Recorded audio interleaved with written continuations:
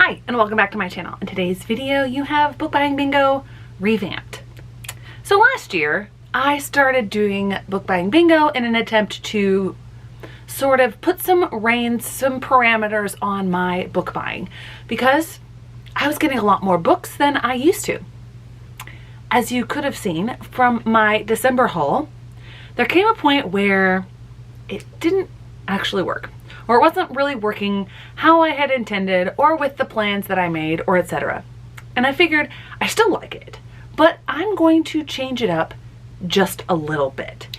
And in this episode, which is episode number 5, I'm going to keep that numbering the same, but it's the first one of a new year. I'm going to introduce a couple new rules. So for that, I'm taking inspiration from the Roomies Digest and another creators. I don't remember all the creators of this. They're Broke Bees Book Buying Bingo Ban. I forget what it's called. I'll be back in just a second. I have to get a battery. Okay, so while I got the battery, I also got a printout of those, their bingo boards. It's the Broke Bees Book Buying Ban Bingo Board. All the alliteration. I had thought that I might switch and use their board, but they have a lot of other like non-book related things on here and a few that I don't do, like make a TikTok drink. I don't really use TikTok. So instead of trying to make that board work, I'm just adapting some of those rules to my new board, which I will show you in just a moment. So the first of those is a rule for me. And that is, I am not going to count BookBox books in my hauls for Book Buying Bingo. I am going to evaluate whether or not a subscription is for me and get rid of it or modify it if it's not working, which I already did with my Coffee and Book Club subscription, although you will see it in January's unboxing because I thought I'd canceled it, but I got another box of it. So I have canceled it. I'm not paying for it anymore. And it just was like pros and cons. Yeah, the cons outweighed it. So I canceled that subscription. So I'm going to be doing that going forward with those subscriptions. I'm also not going to count pre-orders for that, such as pre-orders that I already made, things that are highly anticipated. So there are a handful of pre-orders that I made that I forgot about or that took a really long time to come in because I pre-ordered them a while ago. You will see a couple of those in just a moment. So I'm not going to account for any of that. The third update to those rules is actually something that I'm borrowing from the Broke Bees, from the Roomies Digest, and that is special editions. So if special editions come up and I purchase them, they're not going to count on this. That kind of already goes to what I talked about, the collecting books. So that's the fourth thing. If I buy a collector's item, say of Lord of the Rings or Harry Potter or the Chronicles of Narnia, because those are some of my favorite series and I own all of them. So if I get them again, it's for a collection purpose, it's not going to count. I should probably come up with some sort of graphic to put up here with all of the rules after I go over them. I'll do that going forward. The next thing that I'm going to update is how I actually use my board. And the rule they have there is if you black out the board without buying any books, you get an extra one. So blacking out the board would be 12 books, which I did in order to go to the Strand. You know, I moved some things around for that one. But anyway, if you black out the board, you will earn a 13th book. So I'm going to take that into what I'm going to do. And instead of updating the prompts each time like I had been doing, I'm going to carry it on, which means I'm going to make a new board probably as soon as I finish this one, and I'm going to go over that in just a moment. So those are my rules. I'm also not going to talk about BookBox books in these videos anymore. I'm just going to leave that for the unboxing instead of taking time to go over them because they don't really apply for Book Buying Bingo anymore. But before I do that, because I haven't shown these books in something other than an unboxing yet, I am going to mention them, but I'll talk more about them in the unboxing video that's going to come up after this. Last bit of housekeeping, I am going to try to put up Book Buying Bingo episodes at the end of the month, which means I'm going to film them prior to the end of the month, obviously, if I'm going to edit and put them up before the end of the month. So the books that I will include for my bingo board are going to be like the last week of the previous month or the current month when I'm filming, and the 3 weeks of the month upcoming. So as we speak, there's 1 month remaining of January. It is January 22nd currently when I am filming this. So I'm using the books from the last time I filmed before December, which was a little bit more than a week before, up until the books that I have read at the time of filming, even though I know I'm going to finish at least one later today because I have planned to read a graphic novel. All of the housekeeping aside, I'm going to go over my book box books and 2 other exceptions before getting into the actual meat of the book buying bingo episode. And then I'm actually going to put these books where they belong. So we have first all of my book of the month books. So we have Kaikei, which actually is going to help me cross off a prompt because I read it within this month. Then all of the rest of them are unread. And I'm actually keeping track of that on a stats page that I'll show you later in the year. Next we have Independence, which is historical fiction, and The Astonishing Color of After, which is magical realism contemporary. Then we have my comic subscription, which is a graphic memoir. It's Lonely at the Center of the Earth. We have my long delayed Illumicrate. I still am 1 month behind, and I don't have January's yet, but this is November's The Luminaries, which is absolutely gorgeous. Then we have Fairy Loot, December's Fairy Loot, and that is Cruel Illusions. Very shiny, very dark. Then we have my Goldsboro book, which is The City of Last Chances with this amazing sprayed edge. And then we have 2 books for that Unexpected My Coffee and Book Club subscription, which is The Witness for the Dead and Girl One. So now we come to the 2 books that are the exceptions. One was a pre-order that I made in July, and it took this long to arrive. And the other was a book that I bought using a book that I bought using a gift card that one of my students gave me for Christmas. That book is Gleanings by Neil Shusterman. I'm excited about this because I love the Arc of the Scythe trilogy. And then that pre-order is the White Sand Comics bind up. This is massive. It'll help me with my page count, that's for sure. So those are all the books. They're currently sitting over on my reading chair, and I'm going to put them away as soon as I finish filming this portion. Now, book buying bingo.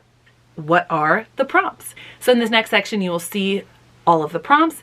Then I'm gonna go get my list and tell you which book meets which prompt. And we'll see how many bingos I've earned and if maybe I blacked out the board on my first try. Doubt it, but we shall see. Here is the new board. So I don't know how this is gonna come across on camera. I'm trying to see which is the best angle for it. So we have my new board, new paper, just taped everything on. So now I'm gonna read them off, and it's a slightly awkward angle, but I'm gonna try to show them to you and also read them off. So we have big book, over 500 pages, anthology, white on the cover, author older than me, debut, adult fantasy, sad, main character different than me, red on the cover, thrifted, happy, portal fantasy, recent haul, a book set in the snow, over 400 pages, 5 words in the title, own voices, retelling, water on the cover. Then we have weapon on the cover, POC main character, under 300 pages, award-winning, and anticipated. So those are the current prompts. Yes, they are very familiar. One thing I may do is I may incorporate some of the prompts from here if there are ones that I am not used to, but they could help a lot. So back in just a moment with which books fit which prompts. Okay, in an effort to make this a little bit easier on myself, and my voice probably sounds a bit echoey, I have you set up in my empty closet, and I'm going to be putting things on here as they fit. So first book on my list that I made is the one that I finished most recently because I put it back at the top, and that is Muddy People. So for that one, I am going to do, which one was I going to do? Main character different than me. Okay. The next book on my list is Kaikei, That is a retelling. Next book is The World We Make. So for that one, I'm going to put author older than me. Don't mind the stickers, they're just stickers that I had. The next book is Ordinary Monsters. So for that one, I'm going to choose over 400 pages. The next book is Thistlefoot, which I could have put for retelling as well. I'm going to put as adult fantasy for that one, because that was in the adult fantasy category on Goodreads. Then we have Cursed by Marissa Meyer. I am going to put Anticipated for that one because I kept waiting and waiting and waiting to get that one.